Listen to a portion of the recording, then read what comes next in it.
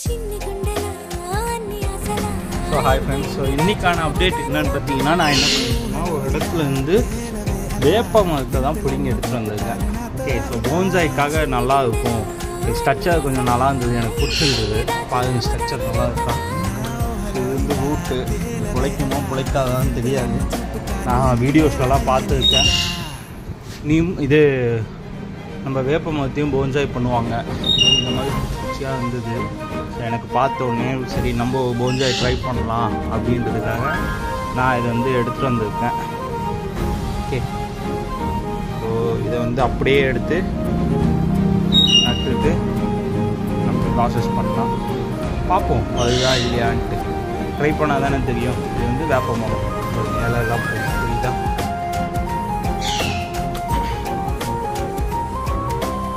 Okay, thanks for watching and be